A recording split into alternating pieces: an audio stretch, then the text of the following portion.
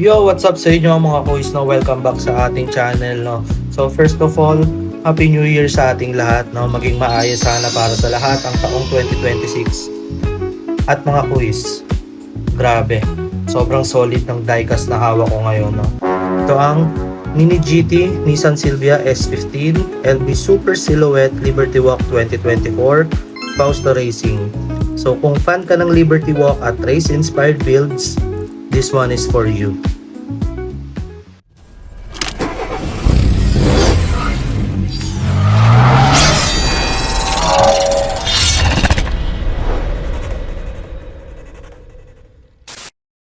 So check muna natin yung box, no. Yan. Classic Mini GT packaging, no. Simpleng box. So makikita mo agad yung model name din, no.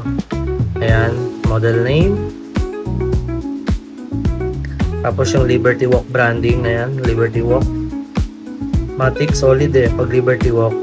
So alright mga kuys, buksan na natin.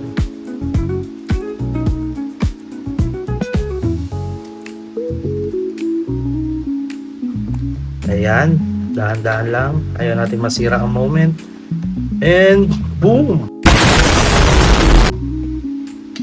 Oh my gosh, grabe.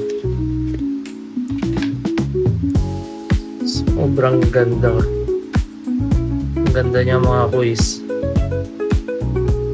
Oh my golly, wow.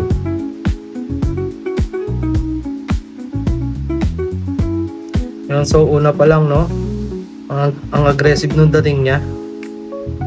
So, yung LB Super Silhouette body kit, ayan, ramdam ang lapad ng stance. So ramdam mo rin yung race car vibes niya, no, kahit naka-display lang.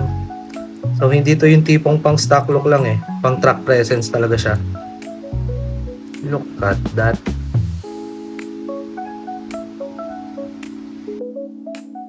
So yun, no, lapitan natin. Yan. Yung front splitter, side skirts, at yung massive rear wing. Sobrang linis ng pagkakamold. May kita mo rin yung Fausto Racing livery. Malinaw yung prints, walang sablay, walang sabog. Kahit maliliit yung mga sponsors na decals, no, readable pa rin. So yung headlight, ayan. Taillights, ayan, hindi lang basta pintura, no. Plus points din yung wheels, sakto yung fitment.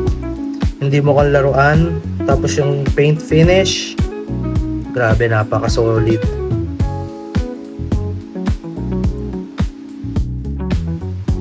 Sa likod, panalo yung diffuser, no. Yung wing talaga yung nagnanakaw ng attention, no. Sobrang race spec ang dating. Pag tinignan mo from top view, kita mo yung lapad ng katawan. Pangkarera talaga ang datingan.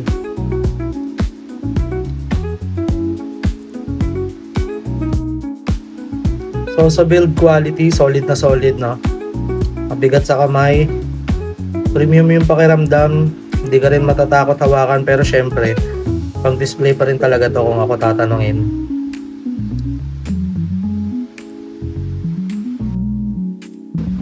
Overall mga kuys, no, kung collector ka ng Liberty Walk or Super Silhouette or Nissan builds, mandatory pickup to. So hindi lang siya basta diecast, no. Pang mini race car talaga.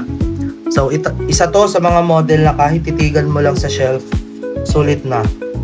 Pero syempre, bago natin ilagay to sa ating shelf, no, shoutout muna kay Belobra para sa isang solid na mini GT display case. Ayan. So follow and check nyo yung page nila, no, if gusto nyo magkaroon ng ganitong display case. Meron silang pang Hot Wheels, Tomica, Mini GT, Pop Race, Kaido House, at marami pang iba. And nagko-customize din sila ng mga display case, no. Depende sa gusto nyo. So ano pang hinihintay nyo? Mag-message na kayo sa kanilang page. So ilalagay ko dyan yung Facebook page nila, no.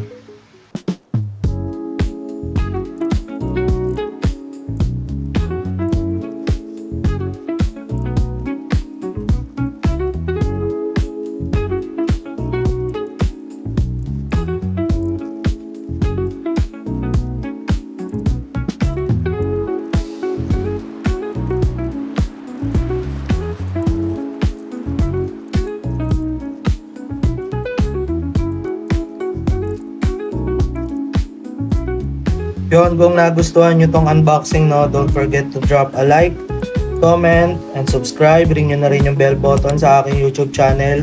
Follow nyo na rin ako sa aking Facebook page, TikTok, Nano Drive Garage. So, mas marami pang parating na solid diecast content this 2026.